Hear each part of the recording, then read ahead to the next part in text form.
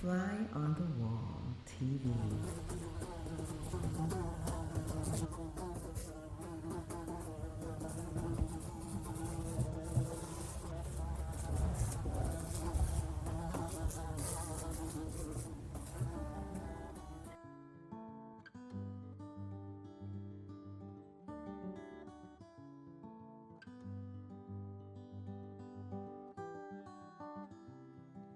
When someone you love genuinely hurts, wrongs, fails, betrays, abuses, uses, or abandons you, it can come with the worst pain you have felt outside of a hospital.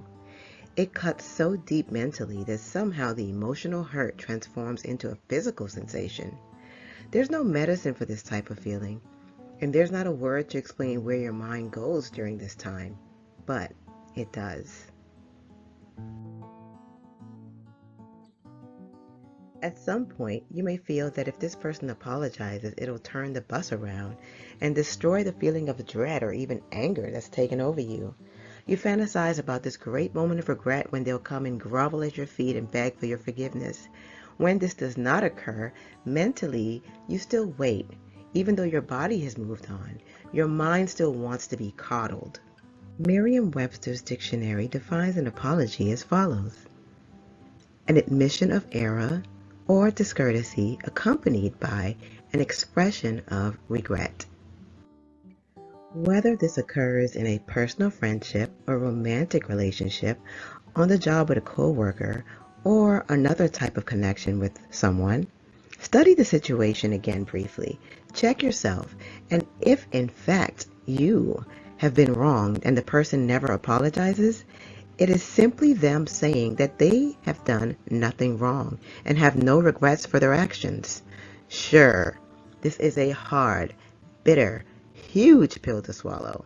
And if you're sensitive and or emotional, it won't go down easy. It may feel like a porcupine in your lower intestines, but this too shall pass.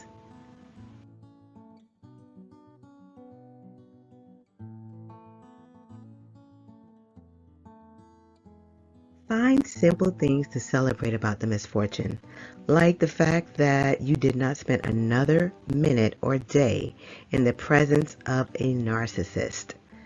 Know that you did nothing wrong. Their behavior did not begin with you and will not end with you. Darts may be hanging from your body, but be thankful of all of the arrows that will never touch you because you are no longer the target. You can now pluck them from your flesh and begin to allow those wounds to heal. 10 warning signs of narcissism. Number 1, grandiosity, exaggerated sense of self-importance. Number 2, extreme selfishness. Number 3, excessive need for admiration. Number 4, superficial relationships. A superficial relationship is one that is only on the surface, often based on looks and if the partners are having fun together, basically a space filler. And number 5, exploitative relationships, which consist of one party taking advantage of another, using an imbalance of power to control another or to unrightfully benefit from one's vulnerabilities. For an example, one person starting a relationship with the sole purpose of getting back at an ex. Number 6, lack of empathy. Number 7, identity disturbance. An identity disturbance is a sense of inconsistency in a person's identity that constantly changes. For example, a person's set of beliefs, goals, actions constantly changing. Number 8, difficulty with attachment and dependency. Number 9, chronic feelings of emptiness and boredom, which they easily choose a person to fill that space as though they're an object for however long they're needed. Number 10, vulnerability to life transitions. And here are some life transition examples. Starting or ending a relationship, starting or ending a business, getting married, getting divorced, having a child, adopting a child, starting a new job, being fired from a job, being released from prison, going to prison, starting a new school, graduating, experiencing significant financial gain or loss, buying or selling a home, health issues, moving, and losing someone to death. Those are 10 of the warning signs of a narcissistic individual.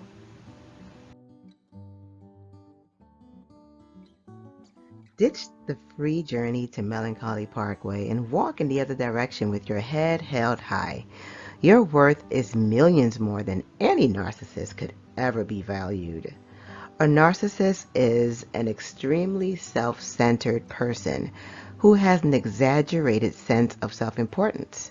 This is a mental illness, and until they come to terms with their realization, they will not apologize because they cannot see they're wrong.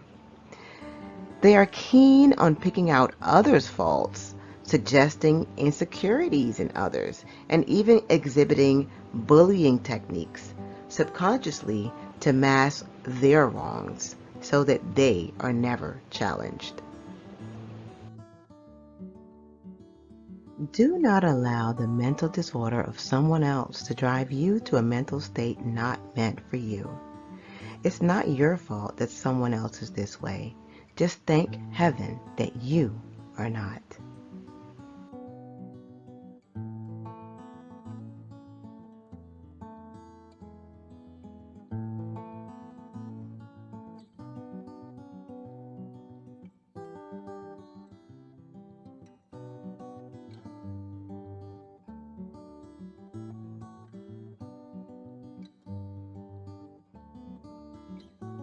Extremely manipulative. Narcissists will selfishly suggest or imply things that they full well expect to be done. They are devious, cunning, conniving, and will construct convincingly persuasive statements to get you to do or be who they truly desire or want you to be. For example, I bet if you did this, you would look so much better. Or, this person was awesome because they were this way. You were never going to live up to their expectations, and that is their problem, not yours. That is the machine, the foolish machine, they've built for themselves.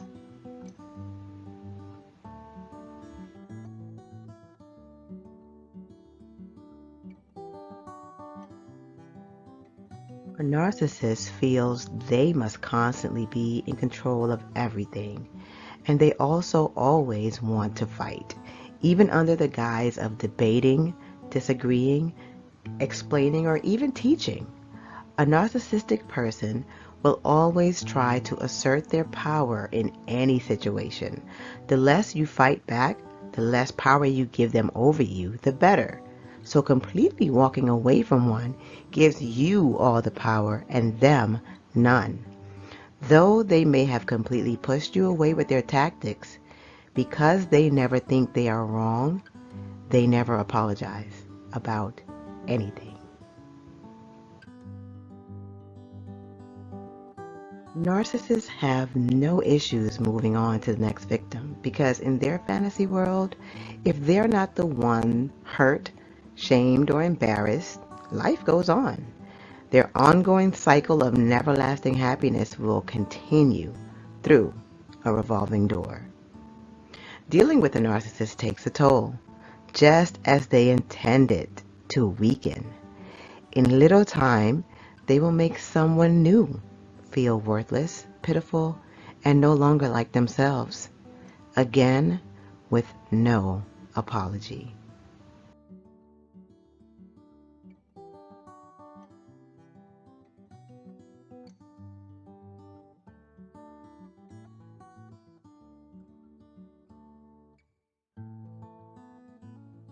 An apology will not come in a month, a year, or a decade, But one thing is certain, the high body count of individuals in and out of their narcissistic, unsatisfiable, and unstable life by way of victims having the strength to walk away, the narcissist no longer finding them worthy and trades them out, or the victim's death, running their body, mind, and soul into the ground trying to please the unpleasable.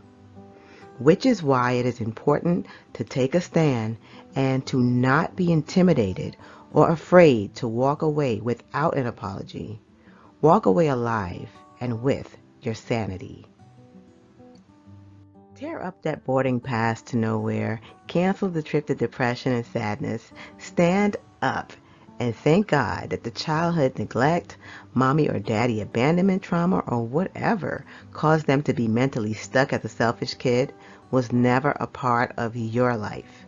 Come to the realization that you are a complete and whole person living in reality. It is impossible for a narcissist to owe you an apology, and that is okay. You don't need it. You just wanted it. There is too much life to be lived and too many other great people in this world to spend another minute hoping for an admission of guilt from a foolish adult living in a child's headspace, where everything egotistically revolves around them. When you become a victim of narcissistic abuse, you completely lose sight of your value and the value of your needs. You drop your boundaries and surrender control to another person. And with that, you surrender pieces of your personality and your happiness. Choose happiness today. Thank you for your time. Thank you for watching.